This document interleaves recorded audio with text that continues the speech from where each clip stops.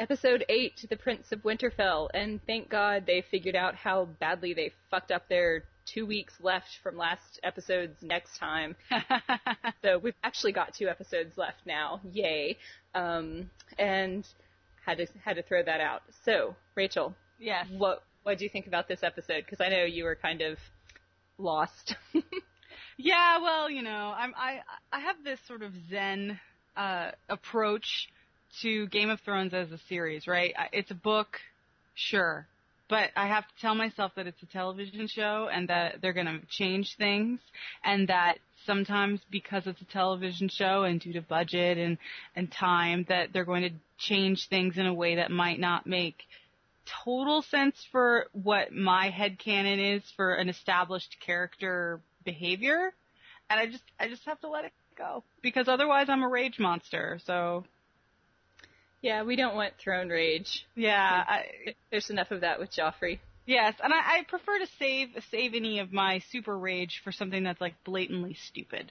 Mm-hmm. Than, like, a lot of these little things that have been happening in the last few episodes. But I actually liked this episode. I was good. Lots of little moments that I'd been waiting for happened. What did you think? Oh, I thought the episode was fabulous. It was very funny, and it was kind of a setup episode in that there wasn't a whole lot of big dramatic action, and a kind of twist at the end wasn't a big what the fuck moment. It was just like that quiet moment where you realize that Bran is hearing all of these things they're talking about how he shouldn't hear. So it was a quieter irony rather than a big sort of blatant, huge moment of, oh my God. And it was kind of poetic to see the episode bookended opening with Theon, the current, false Prince of Winterfell, and ending with Bran, the true, but, on the run, fugitive. He's not really anywhere. He's in the basement. Go figure. Yeah, he's hiding in... The problem is, I guess it's not a problem. Everyone in Westeros doesn't have access to movies or novels, so they never get the overexposure to going back to where we were is the last place they'll look. But I actually was typing that in my live blog notes, and then that's exactly what Osha said, and I was like, facepalm, fail. Well, it's kind of great, too, for them to stay in the crypts, because you would think that if you were Theon and you really wanted to demoralize the people of Winterfell, you would fuck up the crypts. Yeah. But nobody will go in there. They're totally safe. Yeah, well, also because Theon lacks the imagination of how to actually tyrannize people. He thinks he understands, but he doesn't really understand how to brutalize them so that they, won't get back up. And I was thinking, writing out my post last week about last week's episode, I was trying to think through what he thought he was going to gain by pretending like he killed them. And really, there's, other than saving himself from being a complete laughingstock that he couldn't catch 2 little boys who ran away, one of them a cripple, there was no reason for it. Because anybody at Winterfell who might have thought about defying him but chose not to for Bran and Rickon's safety now no longer has that break on their desire to kill him or undermine him. He better be cooking his own damn meals at this point, Yeah, and I think when Asha finally kind of strolls in, which was some badassery that I've been waiting for. She's just so now you have this castle in the middle of nowhere, and you have 20 men, and that sucks. I'm leaving. Peace out. Gonna have some of this nice food that you gave me, and then I'm leaving. Yep. And you should probably leave too. And he's stamping his feet no, this is supposed to gain, Daddy's respect. Everyone's supposed to be proud of me that I killed these 2 little boys and took over their house while all the people who could actually fight me weren't here. Yes. Well, there's also just going back to Theon's just sort of fundamental misunderstanding of the things that his people actually value. They don't value sitting in a house. They don't value being Lord of Winterfell. They don't give a shit about that. Yeah. Their ethos is we take what we need, we do not sow. But it's not we take what we want, it's we take what we need. They don't need a fucking castle like Winterfell. They've got a castle on the sea. That's what they need. Right by their ships, right by their strength, by their heart, by their god. And Theon, he doesn't understand that even if he could hold Winterfell, his family's not going to respect him for becoming Lord of Winterfell. Like, they don't give a shit. And he doesn't get that. So he's still like this weird crossbreed between, you know, he wants to be an Iron Islander, but he's trying to, like, prove himself as one of them through the lens of, like, a Winterfell lord, and it just doesn't work. Yeah. No, yeah. He needs to figure it out, but it's hilarious that when Asha sort of gives him what for her must be a whole lot of, like, hand-holding and, like, you know, I love you, brother, you're my sibling. And he's just kind of like, no, you're a bitch. Fine, leave. It's like, wait, but she's taking all of her men with her. Yeah. You're a stupid jerk. Oh, Theon. Well, speaking of, Rob's pretty pissed. Rob knows what's going on. Well, sort of. They don't know about Bran and Rickon, but... And I hope they don't find out, because that will be bad if they do. Because, you know, nothing's going to stop Rob from going after Theon and taking his head if he hears that he killed his brothers. Well, yeah, and this is what I'm confused about, because in the book, at this point, the news is that Bran and Rickon are dead. Mm-hmm. And so that's one of the motivating factors for Kat letting Jaime go, because she's desperate to save Sansa. Mm-hmm. Because out of all of her children, you know, she sees them dying all around her. So that sort of helps her motivation for letting Jaime go, other than, like, I want my daughter back in a kind of, like, Cersei Lannister, stamp my feet kind of way. But yeah, Rob's gonna find out, right? Somebody, I mean, yeah, they're shooting all of the crows or whatever, but, you know, one of them's gonna get through. And he's gonna be super, super, super fucking pissed. Yep. And it's gonna be both wonderful when, you know, Rob leaves his army and loses all that ground and goes home to kill Theon, only to realize his brothers are hiding in the crypts and Theon's been had. Like, that's gonna be this wonderful moment of catharsis. Like, he's almost not going to care, then he's gonna be like, oh my god, you fucking asshole. You managed to fuck me, and you couldn't even fuck me right. It's like, you're the kind of guy who'd fuck a man in the ass and not even have the common decency to give him a reach around. Like, you give me this story that you killed my brothers, and then I come home to kick your ass and kill you for it, and you couldn't even actually have them be dead. So this was, in fact, not worth it because they were still alive, and oh my god, I just lost all the ground south of the neck. Yeah, no, it's huge. It's a huge problem because Rob's in a very difficult place right now because he knows he has duties, you know, namely the beautiful bridge-owning Frey girl that he's been promised to. No, I said beautiful bridge, not beautiful Frey girl. Yes, let's be clear. It's a beautiful bridge, not a beautiful girl. So he's got that. He's got his mother letting Jaime go. So he's going to be torn. Like, do you go get Jaime? Do you go get your house back? And I think Rob has a huge point. One, his men are they're kind of shaky right now anyway because Jaime's gone and the Karstarks are pissed and everybody's looking to Rob for leadership and he's just kind of canoodling with, like, you know, the random nurse girl. And he can't even hold his own castle. And he wants these people to march with him and wage war on King's Landing and Tywin and Stannis and everybody else. Right. It's a huge problem because it feels like no matter what way he's gonna go, it's not a good choice, and he can't be everywhere at once. Right. Yeah. Well, I actually, you know, I didn't know.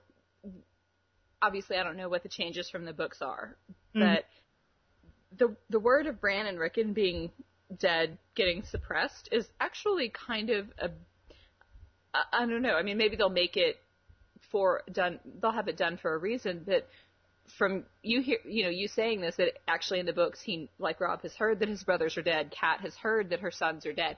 That actually gives a lot more weight to her motivation because otherwise it kind of looks like she had just decided when Peter approached her, you know, that she was actually going to go along with it and has just been absolutely conniving behind Rob's back the whole time, which, okay, maybe she has, maybe she hasn't. Women's logic. It's just women's logic. Right, but it would actually be less reprehensible for her to do that if she thought, you know, that her two sons were dead and that all she had left was Rob, who's leading a battle, and could die any time if she's being realistic, and her 2 daughters. Like right. it makes more sense. And they're also not quite sure about Arya because they say that they have Arya, but nobody has seen Arya. So versus like Sansa's being forced to sit there and write in her own hand a letter. Hello, exactly. Mother, I am well. And Sansa's not talking about Arya. Like, right. And Arya says, "I love you, Mother." Right. There's no note from Arya, and we know Arya can read, ergo she can write. So it's not like she's some unschooled heathen like Rickon who can't write a letter. So. No, Rickon just sends crushed rocks in an envelope. Bam, bam. Oh yes, Rickon is still alive, indeed. Bam, bam. Yeah, still, that's actually kind of something that pissed me off. There's still an inconsistency in how people are pronouncing names. Like, Kat said Rickon. Mm-hmm. And I was like, that sounds like a type of cheese. Like, yeah. What? That is He's not French. Yeah, I'm like, that isn't his name. And then there were some other things that, the Queen started saying, instead of saying Varys, said Varys. Mm-hmm. Kind of like stupid shit that's annoying, right? And I have to just kind of breathe in and let it go because it's a television show. Well, to your continuing point, maybe they're trying to show different dialects, and the way my name is Elena to some people, Elena to others, and Elena to my Italian professor.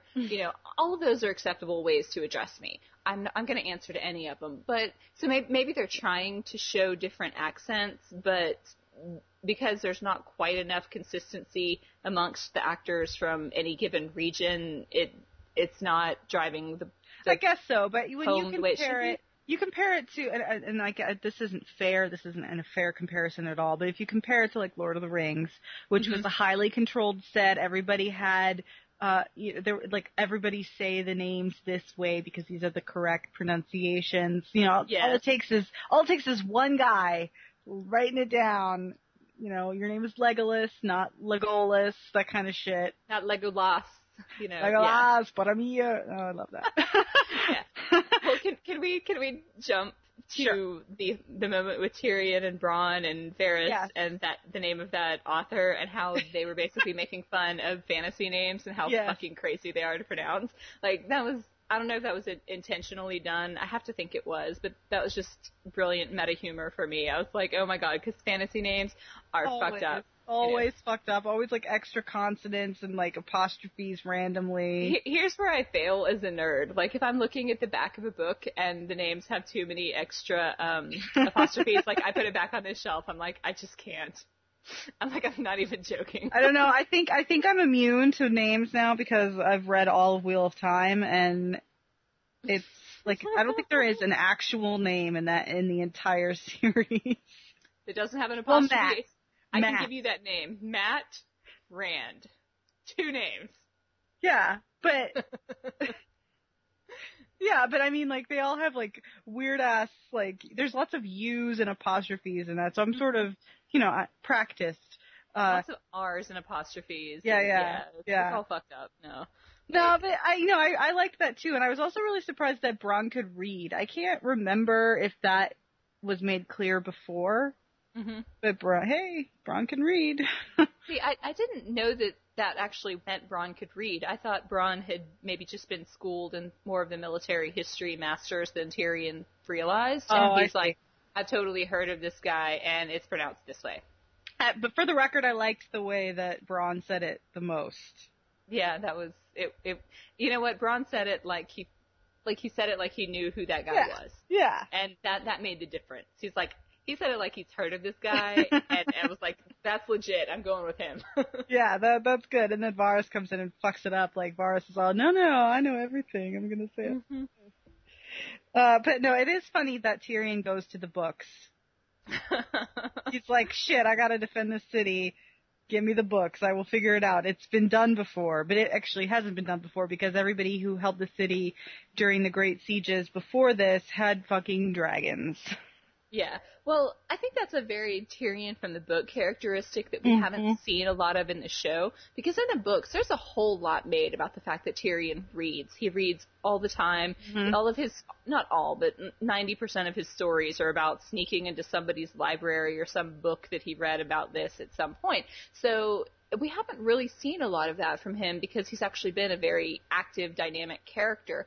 So in this way, I think that was trying to like pull him back a little bit more toward what he is in the books, which is very scholarly and is kind of hypothetical. Like he doesn't, for as much as he understands the game, as Varys likes to call it, and plays it well, he doesn't necessarily have a lot of practical life experience with some of this. It's all very theoretical for him. Mm-hmm. Well, yeah, like you said, he was the best sewer manager there ever was. Never flowed so well. But all right, speaking of the game, though, what did you think about the whole Cersei thinks that she's got Tyrion, but it was really Roz and not Shae? Mm-hmm. Tell me how you thought as it happened. Roz is not having fun anymore. Peter can't get home soon enough for Roz's, sake, and I'm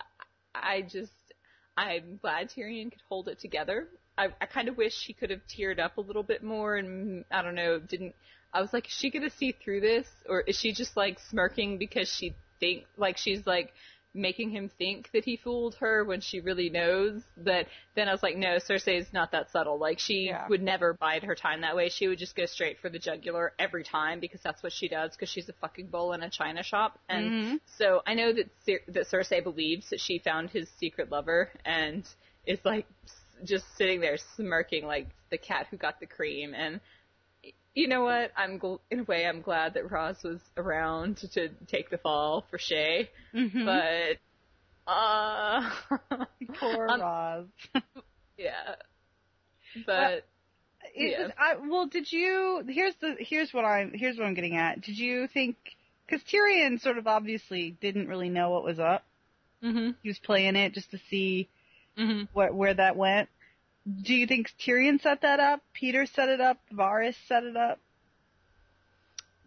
In the sense of, in what sense? Roz being a decoy.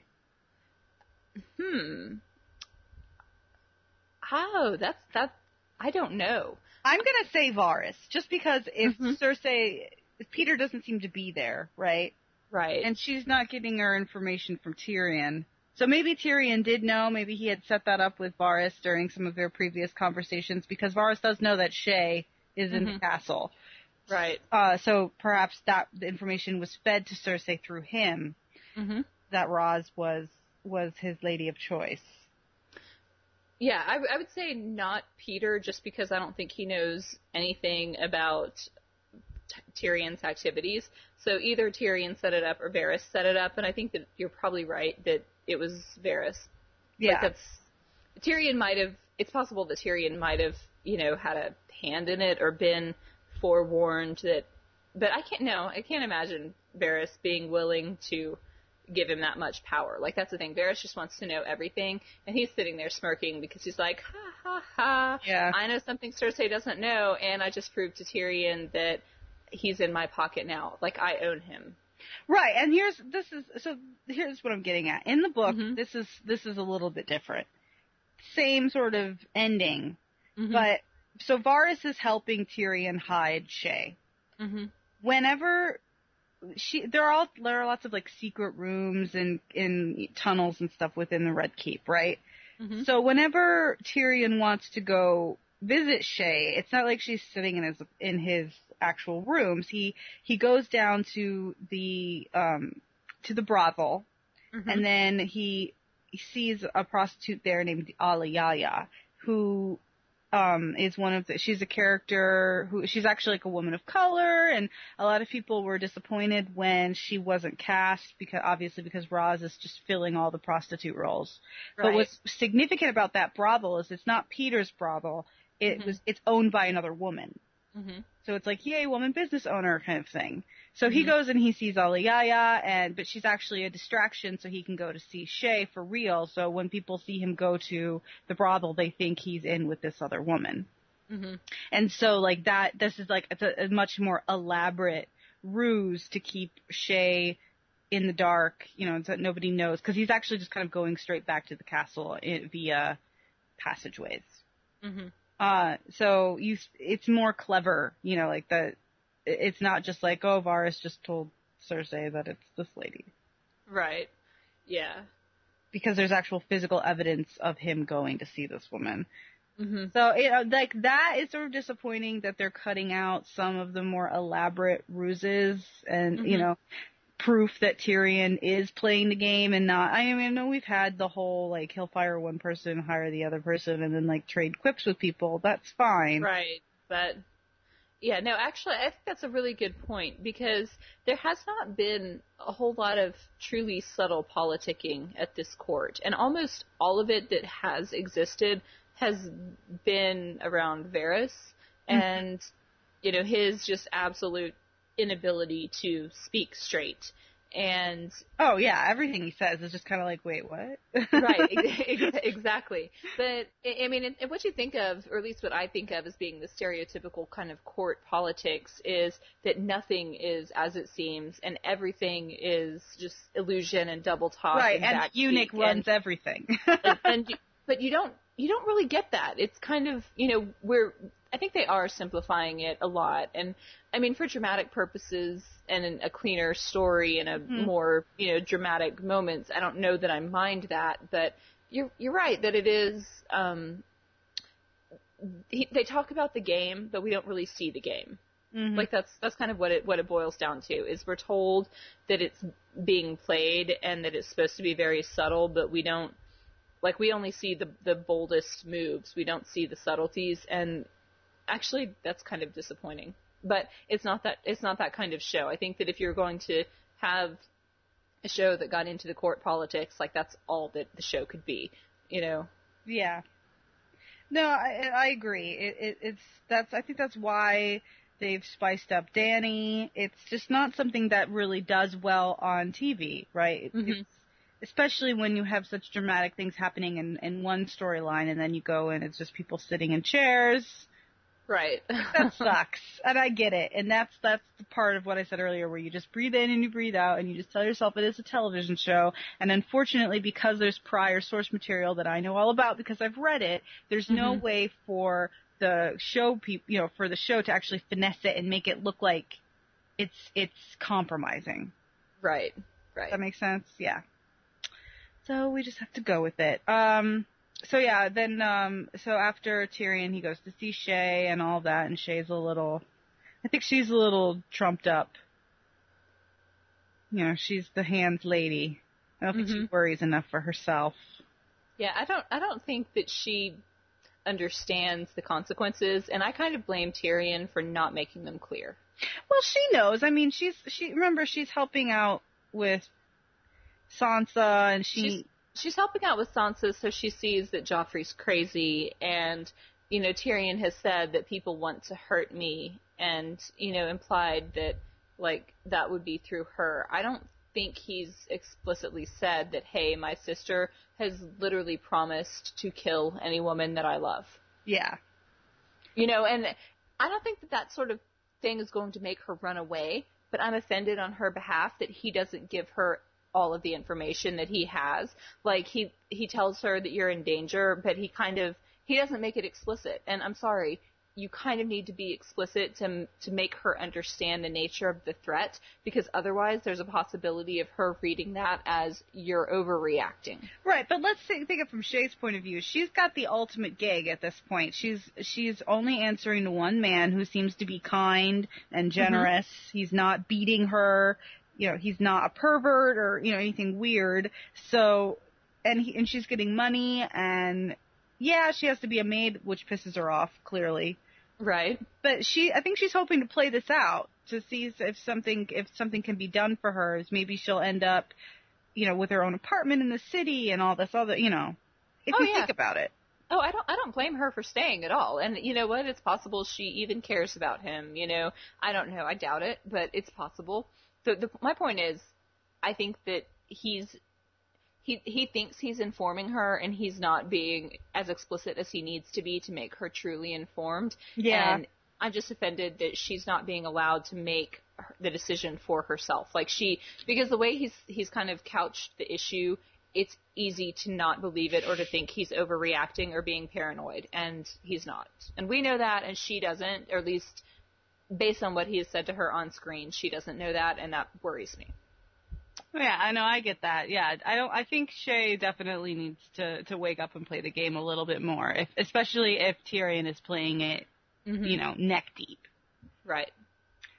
So speaking of, we're getting hints of next week when Tyrion is talking to Bronn, and then later Varys, and then Joffrey swaggers in and out about this upcoming battle. Mm-hmm. Predictions? Shit's not going to go the way they plan. Like that's Do my they prediction. have a plan at this point? I don't think they have a plan. Yeah, at this point, they're like, we're assuming they're going to attack Mudgate because that's close to the ships and will rain wildfire down on their heads.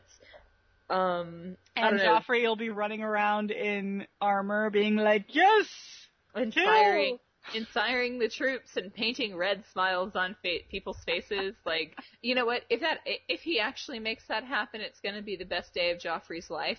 I hope it's instead the best day of Sansa's life, and Joffrey gets his head chopped off. I know. Can we all remember the time when Joffrey got disarmed by an 11-year-old girl with a stick and a dire wolf? Let's, but.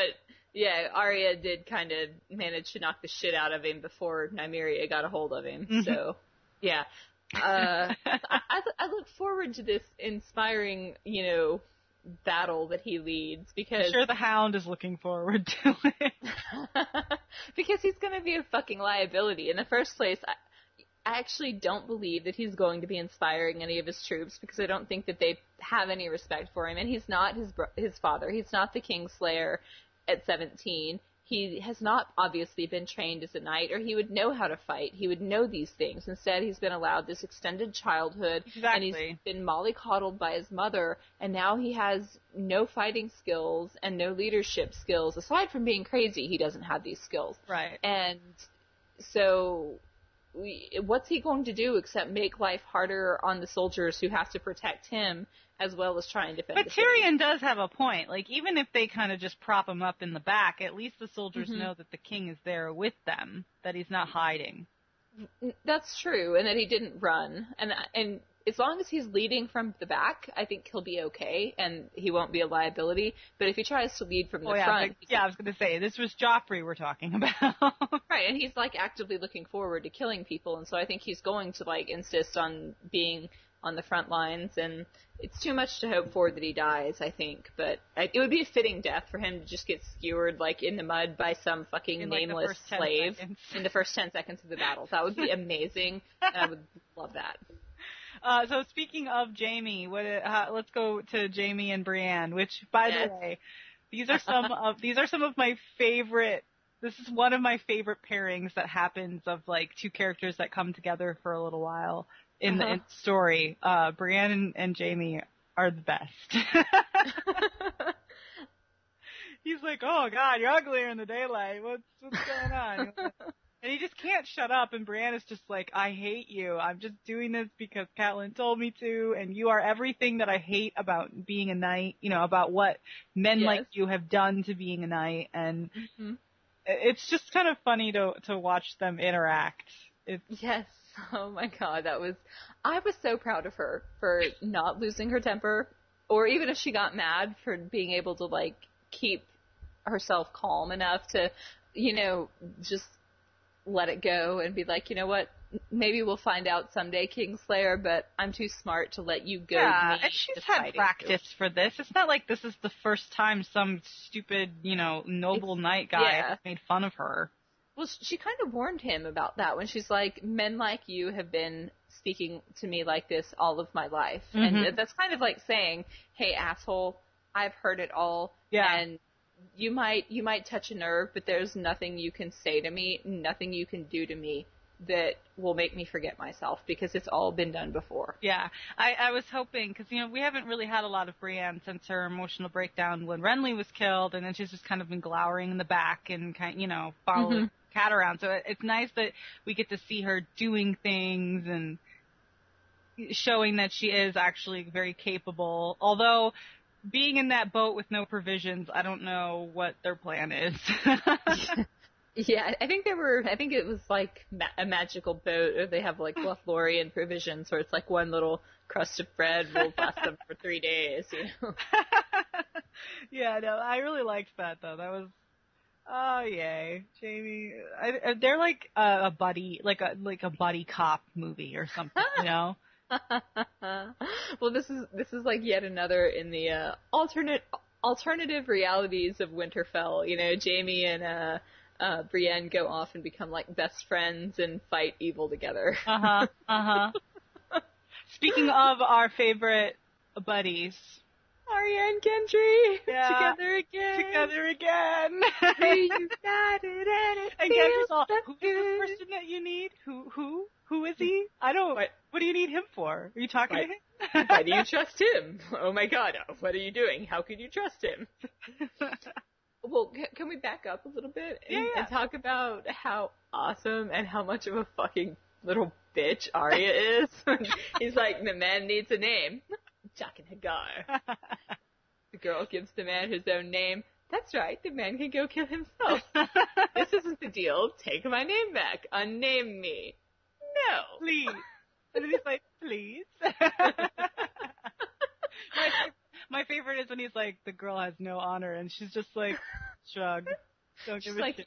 You picked the wrong Stark, motherfucker. And she's like, Honey Badger don't care. Honey Badger doesn't give a shit. It takes it at once. But she's smart, too. She's too fucking smart. Yeah. Everything that Tywin says is true. She is too damn smart. Well, she was going to use that third name on Tywin in order to protect Robb, and when you know, when he wouldn't do that for her because Tywin had gone, and he's like, I cannot promise you a time. All I can promise is death.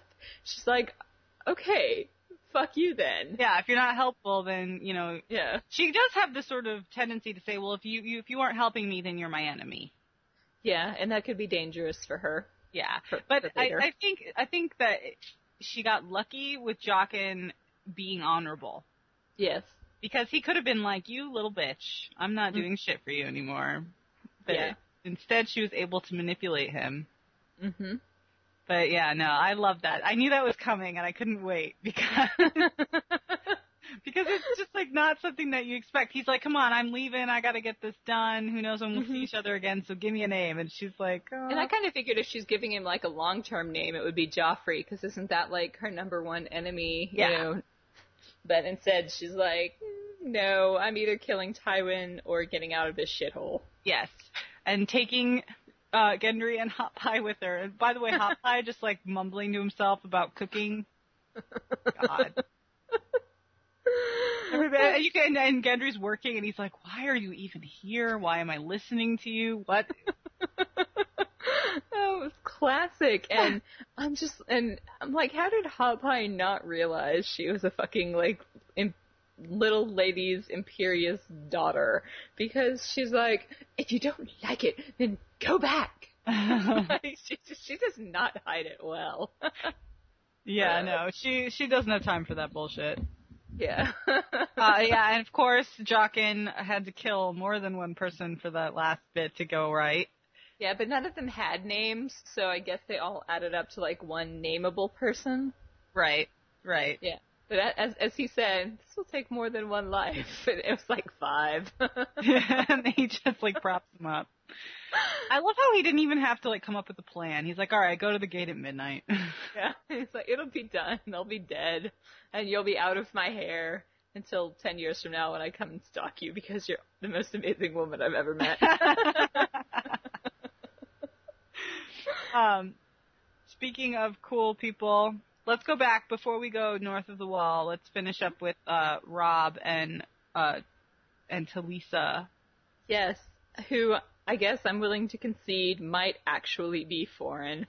Yeah, she might actually be foreign at this point. I was like, come on, it's all going to unravel. She's going to try to tell this story, and it's going to be like, oh, fuck it. No, I'm not from wherever the hell I'm supposed to be from. Yeah. Well, see, I totally thought it was going to unravel at that keep where he was like I'm going to take their surrender and you can come with me and like rob their medicine chest. And she was like, gave him that look that was like, don't ask me to come with you because if you do, they'll recognize me.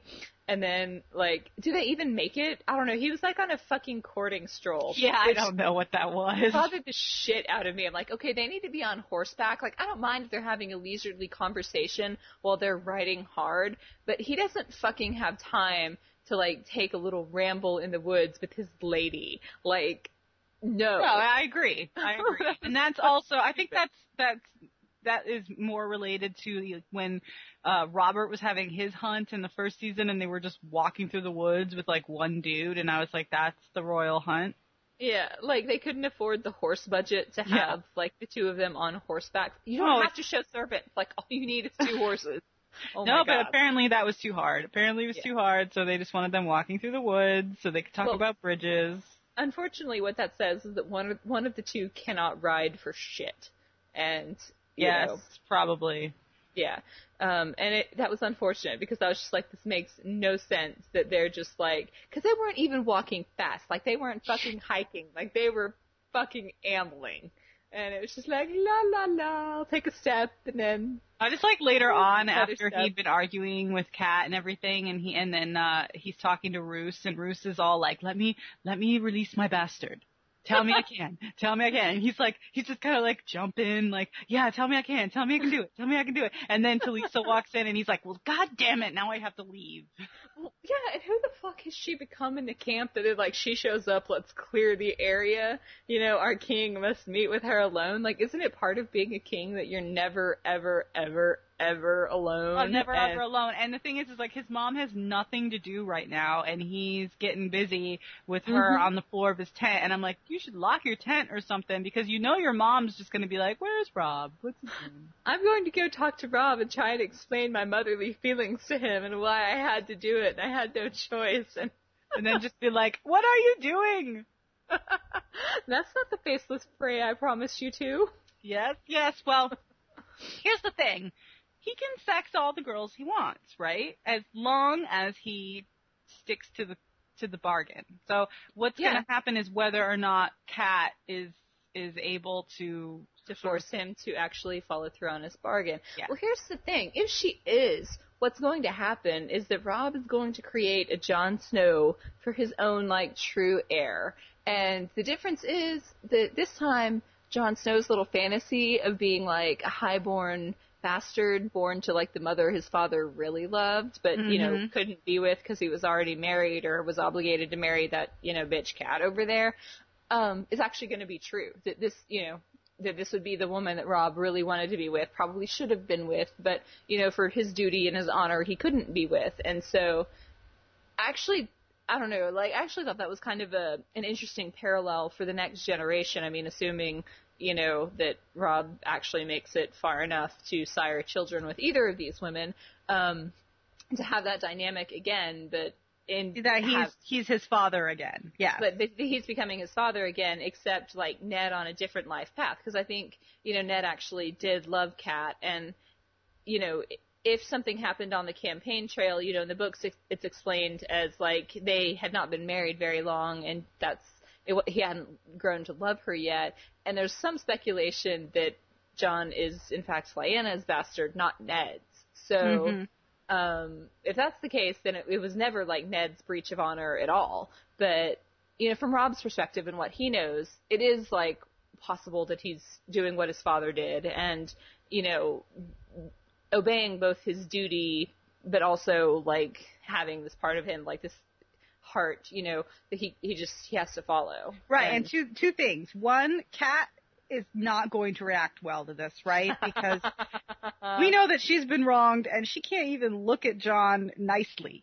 Yeah, exactly. Like, actually, I was wondering, because, you know, we were talking about this a little bit earlier, and you were saying that, you know, Jon and Rob kind of look at each other with a little bit of envy, and, you know, it's like the grass is always greener on the other side of the fence, you know, but Rob looks at Jon and sees someone who's free, who's kind of free to follow his own heart and his own sort of path, while Rob is he's bound with the obligations that come with being the Lord of Winterfell, and Jon looks at Rob and sees, you know, the security and the stability and the kind of righteousness that he has, and they both kind of want what the other has.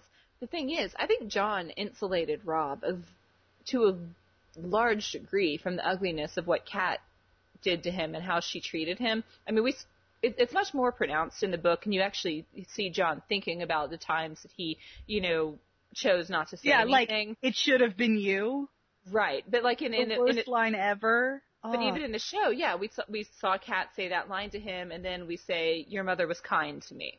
That's what he tells Robb. Like, he fucking lies to his brother about how Kat treated him. Yeah. So Robb has no idea what growing up as a bastard actually was like. He thinks he knows, but he doesn't really know. Right, he has no idea. And that was my second point. Like, Jon is trying to live as if he were Robb, with the honor of his house, with the, he's carrying his father's legacy. He's trying to stick to his vows in the Night's Watch, even though it fucking sucks, and it's not really adventuring. It's more like being cold and just kind of huddling. And giving your life up for possibly no good reason. Right, and then Robb, who thinks that Jon is out there living like the romantic, adventurous life with no real duties, so he can just make a man out of, he can do whatever he wants and become his own man. Mm-hmm. Robb's actually kind of doing that, right? Because he's sort of breaking all the rules and dicking around, and the Karstarks are mad at him, and his mother is mad at him, and who I'm assuming once everybody finds out what he's been doing with Talisa, and he has to actually marry this Frey girl. Talisa said she didn't have any family, so there's no father around to force her for her honor to be, honored. That's not right, but yeah. Yeah. Well, it sounded to me like from her story, assuming it's true, that Talisa has a family. They're just across the sea in a place that she's never going back to, so they're irrelevant. Mm-hmm. And in that sense, she's kind of yet another life path. But she doesn't have any bridges. Oh no. Well, I was just gonna say. Well, she's not useful at all. She's simply another example of a life path for a noble girl who was not conventional and refused to, kind of bow to the constraints. I mean, we've seen like this whole array of what happens. We see Cersei, who I guess she did bow to the constraints that her family put on her, but it twisted her and kind of made her the horrible psychotic bitch that she is. And then we've seen, an example of someone like Marguerite Tyrell, who is going to manipulate and fuck her way to power any way she can. We've seen, who else have we seen? I guess the example from the previous generation is Lyanna, who kind of, was wild and... Yeah, and we don't know a lot about her. We don't know what really happened to her, but we do know that she was not blameless in her own demise. Like, however she died, she put herself in the situation that led to it. Right, and the thing is that's something that we know because you've also read the first book, and you experienced Ned's flashbacks when he was in prison. Which that was never really addressed in the show. No, the two very important things that are not in the show are his flashbacks about Lyanna and Rhaegar and all of that, and also the letter that he supposedly wrote at the very end. Mm-hmm. Does he even write that letter in the show? I don't recall. I don't recall that either. Yeah. So does that letter exist in the show universe? I mean, if it does, it was something that's like in his personal effects back at Winterfell, and Right. So the problem with that is there's a lot of theories and hopes and dreams out there that rely on that fucking letter. And in the book, who knows? I guess Varys has it, and who knows where it is now? Won't say. But those are things where the rage monster, I think, is legitimate.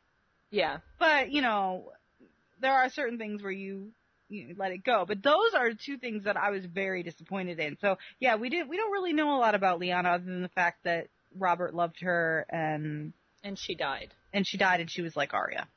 Yeah. Yeah. And yeah, so she's probably a bad example of something to bring up for the show. But just, one of the continuing themes of our discussions is, basically like there's one or two women in the entire show that are actually living the kind of prescribed like proper life for a woman everyone in else the world, and everyone else is like an exception in some way. Yeah, like Ygritte. Like, let's go north of the wall. She's like the most modern woman, right? Because she what she has is what she took or earned for herself. She has her own agency. She controls her own sexuality. Mm-hmm. She doesn't seem to give a shit whether she's talking to a man or a woman. Nobody gives her orders because she's a woman. Mm-hmm. It's interesting. But when she has that, when she's talking to the Lord of Bones, and they decide to let Jon live, she says, "Well, if he betrays us, then don't worry, I'll kill him myself." Mm-hmm. Yeah, that was great. Like, there wasn't a whole lot of, I guess, development in this sequence so much as there was planting seeds for, what might happen later. But, it seemed to me maybe she's acting out of honor. I don't know. I tend to be a little bit romantic. I'm like, oh, she had a crush on Jon Snow, like the same way he had the hots for her. Yeah, I mean, she said he's pretty, right? We know that she's pretty. And so she was like doing the whole way around, like she kept bringing it up because she's making a joke, but there's that truth in the joke that she's like, yeah, if the girls would claw each other's eyes out, I'd be one of them. I'd claw any bitch's eyes out who came near you. Like, let's get that straight. And she's like, no, Lord of Bones, I'm sorry, you don't get to kill him. Not at least until I've tried him out. And if I like him, then you don't get to kill him ever. She's like, I just want to try him out a little. No, I like that. But, because, poor Jon, he just doesn't, he really does know nothing. He doesn't know to keep his mouth shut, so now they all know that he's Ned Stark's bastard. Yeah. And, something that they could possibly use against the Night's Watch.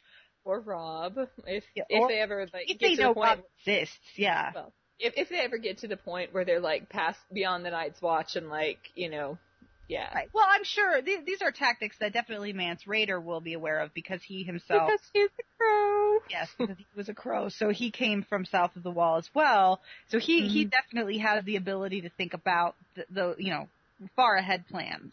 So right. yeah, so there's that going for him. He can't keep his mouth shut. Corin Halfhand is trying to like implant like the seeds of an idea for rebellion or whatever. Yeah, well, Corin. Like, what? Huh? What am I doing? Corin Halfhand is basically telling Jon Snow, okay, Jon Snow, I need you to do what Elena predicted you would do, except do it ironically. Like, go in there and pretend to be one of them and, like, throw off all the chains of being, like, a member of the Night's Watch. And then when you, like, lead them to march on the wall, you'll turn around and be like, ha-ha, gotcha, motherfuckers. I was doing it ironically. Let me pull out my hipster glasses.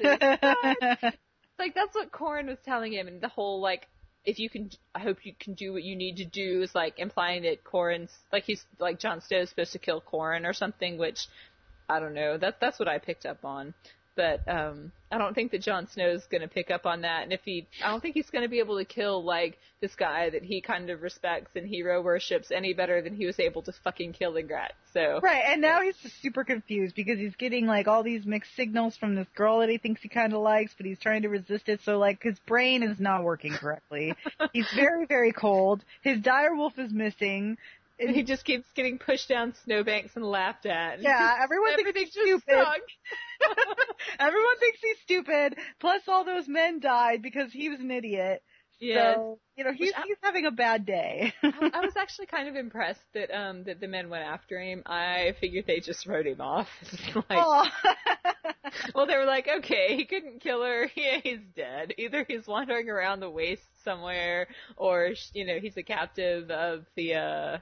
Well, there's honor in the Night's Watch, okay? They're your brothers. No, so. that's very true, and I underestimated that, and I'm sad that those men died instead of just continuing their mission without him, which is, in fact, the practical thing and kind of what I expected to do. Because here's the thing. There's also a lot of expediency in the Night's Watch. I mean, we've seen this time and time again. They don't give a shit what Craster's doing with his sister wives or daughter wives. Like, they're like, whatever. Our honor does not apply to this situation because we need a place to break camp while we're halfway up, beyond the beyond. So, there's enough expediency with them that I never know when they're actually going to choose to stick to their sense of honor. Well, maybe it was just Corin's honor. I mean, who knows? Like, would they come after you if it was just the one guy? Maybe not. Yeah. But yeah, I'm so happy that Sam, finally fucking found some dragon glass. I've just been like, okay, well, they need to get on it. Where is it? And so when they were digging, I was like, they're gonna find it. And in the book, Ghost finds it, but whatever. Ghost is off doing whatever. Who knows Ghost, what he's doing? Ghost is chasing, like, the one caribou left in the north. Like, he's on a long hunt. He'll be back in, like, 2 months. He'll show up in the 3rd season, like, hey, what I missed? What's up? Yeah. But no, got that. so the stash that they found. Yeah. It's dragon glass. Thoughts? Yeah. Opinion? It's either Mance Raider's or Uncle Benji's. And, possibly they're the same person, possibly not. Oh. And my thought was, are you guys sure you should be, like, digging up a fucking crypt with, like, strange writing on it that you're finding at the end of the world? Like, are you sure this is a good idea? Like, I have expected a White Walker to, like, come crawling out of that hole. I'm serious. Not. My lips are sealed. I'm not wrong. Well, it just, that was what I thought. I was like, on the one hand, okay, Westerosi boys have never seen horror movies, so they don't know that you never fucking open the crypt. No, they're just in one. Exactly, but they're in one, and you just never open the crypt. It's just, it doesn't end well. Well, it's funny too because the Starks are kind of into that. Bran's hiding inside of a crypt right now. So maybe good things happen in crypts. Maybe Westeros is different. Maybe. I mean, they're not crypt. They're not Starks though. Well, yeah, but it's the old gods, right? Oh, well, that's true. And the old gods don't seem really like too afraid of being dead. No. But let's just say that what they found is going to be extremely interesting. Yeah. Well, I mean, what they found was extremely interesting, especially because, of Sam's little moment to be a scholar who actually could, like, be useful and be like, fuck you bitches, being a scholar has merit. Yeah, someone else that reads books. Exactly, where he's like, wait, this is dragon glass. Like, this is serious shit. Like, it kind of implies either that it is ancient and has been there since the days of the dragons, or that it's someone who's part of a tradition that has existed since the days of dragons. Right. And either way, like, it kind of says this is something important, and either it's a message or something we were never supposed to find, but the fact that we did find it needs to, like, be a big clue about something that's going on that's bigger than we are. Right, like finally some plot advancement in the north. Yes, exactly. Yeah, so I feel like this is, we were set up for now there's 2 more episodes. We know that next episode is the Battle of the Blackwater, and that probably most of it will be dedicated to that. Mm-hmm. But I feel like we're really set up for a nice, epic, finale. I'm excited. Yeah, Hopefully I'm excited. I mean, I might just be like, this person who just screams into my microphone next week. You don't know, but. Well, we can make that happen. We can just, like, I can mute you, and, like, it'll just be me giving this, monologue about what I thought, while Rachel just, like, sobs in the background and, like, cries and tears at her hair. We can make it work. Yeah, I'm hoping for lots and lots of poor decisions, because that's the only way things happen. Well, the books do have a lot of extremely poor decisions. Actually, like, here's one, Kat actually taking the deal to, I'm going to release Jaime Lannister. Like, if she was honestly afraid that he might get killed by the Karstarks, all she had to do was, like, her and Brienne, like, sit on his lap all night. Like, that, if she's worried that he would have gotten killed, that's what she had to do. Is just, her, like, Brienne get at his back and she sit on his lap, and yeah, they have but to also listen to she him was all night, very afraid. Well, at least Book Cat, her motivation was, maybe I can keep him alive through the night, but once Robb gets here in the morning, he's gonna lop off his head. Yeah. Well, that's possibly true. Possibly lop off his head because the Karstarks want him to, right? Yeah. So she can't go against her king. So she just committed treason anyway. Right. And all I can say is, like, I'm glad that Robb finally fucking realized his mother's a loose cannon, and that maybe it was not the best idea in the world to allow her to go, like, treat for him. And, like, he's like, no, put a guard on her day and night. Like, oh, you finally get it. Well, it's kind of hilarious too because she didn't really get anything when she went to see Stannis. Like, he's like, go talk to Stannis, and then she came back with nothing. She came back with nothing. They think that Catelyn helped kill Renly because she's got Brienne with her now. So like that doesn't work. Yeah, exactly. And she did get like Ned's body off of Littlefinger, but I don't know, was getting Ned's body back enough to like give up Kingslayer? If you're not going to do the kind of honest exchange of hostages where everybody like walks up with their hostages to the same place and like has a sword to like their throats and like, okay, when you let yours go, I'll let mine go. Yeah. Well, I don't think that's something that Cersei's going to do because we know that that's not how she plays. And maybe, I guess in the end it just depends on how important crypts are. Well, what it depends on is how many people are playing the game around Cersei that might actually be able to circumvent. Cersei's not playing the game, right? Let's just put that out there. Cersei is something that people play, like, she is a roadblock. People try to have to, like, they want to play the game, everybody's on the same page, but it's all about getting around or under or above or behind Cersei. Yes, that's a very good way to explain her. She's like this berserker that's just roaming around King's Landing, fucking everybody's plans up, and it's just kind of like, shut up. We got Stannis coming at us. We've got Dany coming at us. We've got Robb coming at us. Like, shut up. Just sit there. One game at a time. But she's willing to like throw every single board up, end over end because she doesn't get her way. Oh, right. She's all in that way. I think there are a lot of parallels between Cersei and Arya because they do think about immediate situations and not the future. They are very into personal satisfaction.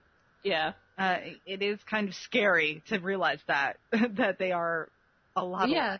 That maybe, Arya, who is a character that a lot of people like and enjoy and is kind of a favorite, if shit goes wrong in her life, that's what she turns into. Yeah, she's definitely, she's not on her way, possibly, but she definitely has the potential to be a Cersei. Yeah. Well, if she ends up actually married to the Frey as well, like, I don't know, I pity the fool. Like, that's it's not going to go well for him. There are only so many Stark children to barter for bridges, and it could have... Well, you kind of have to wonder if Cat really got a good deal for that, bartering two of them for one bridge. I mean, really. That was just for one bridge that they possibly don't need anymore because he's not interested in King's Landing, but it's kind of a moot point because the deal was made. Exactly. Yeah, that was a moment of desperation on her part, and he knew it and took advantage of it. Yeah, well, we'll see what happens. Next week is the Battle of Blackwater. And I hope, from the previews, I think it's going to look a little bit like it was shot on a soundstage, but I'm still excited. But we're just hopeful for lots of, kind of close camera action and, flaunting blood so that we can take, just ignore the fact that there's not any big, large-scale army clashes going on. Right, we're not going to have the aerial views that we've come to expect from our epics. Exactly. Yeah, I'm okay with this being like what do you call it, the myopic epic that it's been so far, where it's completely and totally focused on the point of view characters, like down there in the shit. Yeah, and it's weird because a lot of people are really looking forward to the battles, and some of the criticisms I've heard for this particular episode were that not enough happened, or that it was just a lot of people talking. But that's the stuff I enjoy. Yeah. So I would much rather them spend their money on quality writing and expanding the cast than blowing it so that we can have a shot of a boat. I'm fine with that. Second, and I mean, if it, I was going to be okay with it if it were 9 episodes because they really blew up the... That was such a bad... Somebody hit the wrong Oh my button. God. Yes, well, somebody fucked that up royally. I just remember sitting there looking like 2 episodes left. What? Yeah. Well, they just wanted to enrage the fan base. That's all. It was a marketing ploy. No, but I would be okay if they cut an episode in order to give us like a really epic end or something. I would possibly be okay with that, but I would kind of rather have an extra episode and like continued quality with like the writing and the the everything, and just have to do the kind of close action shaky cam end. Yeah, I know we actually didn't get through a whole episode without seeing some TNA this time, but it wasn't. I think I think the scene between Rob and Talisa was an example for me of like necessary nudity, right? Yeah. So it makes sense that we just saw that happen. Sometimes actually, it doesn't. I'm going to disagree with you. The Yeah? nudity there was completely unnecessary because here's the thing. We have not yet seen a single fucking like coupling take place where it wasn't just sort of like, let me rip your clothes off and take you. And look, I get it that that's how Westerosi's fuck. Fine. But you know what?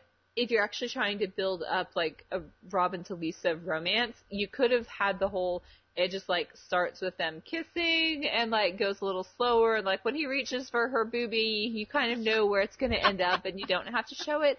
So in fact, they could have taken this to like have it sort of tender, and we're going to show like our respect for her as a lady and a character and like not show her. They could have done that. She ain't no lady. She ain't no lady. I like that she left her boots on. She left her boots on. Yeah, Rob's gonna think back on that later and realize the sordid truth that he was had. No, yeah. I like that she left her boots on, but no, I don't know. It makes sense. Like, fine, they're having sex. I'm a little sad, miffed that all we were getting is lady ass and side boob. And not a lot of Rob. Where the fuck is that, like, full frontal Rob? Come on. Or even, like, full behind Rob. Either way. Yeah, come on. Fuck you, HBO. Now is the best time to show us some Rob booty, right? Because... Yeah. Like, they better be saving that for the finale or something. The finale. Everyone is naked. We will see all the boys naked in the finale. They'll be doing naked Rob, naked Gendry, naked Jon. Naked! I know, right? It is kind of a double standard. That we've got all these naked ladies and not all that many naked men, except for Theon, who seems game all the time. Yes.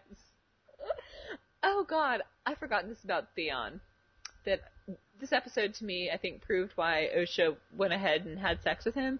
It was like a preemptive revenge fuck, because she knew everyone was going to make fun of him for the fact that he fucked her and then fell asleep, and she could have killed him and chose not to. She didn't, right? Like, you're alive because she didn't kill you. Because she didn't kill you, exactly. Yeah. No, I like that. That's good. Osha gets 10 points for that. Absolutely. All right, awesome. So next week, Blackwater. Yes, and I can't wait. Shit is gonna go down. Don't you worry. Good. Good.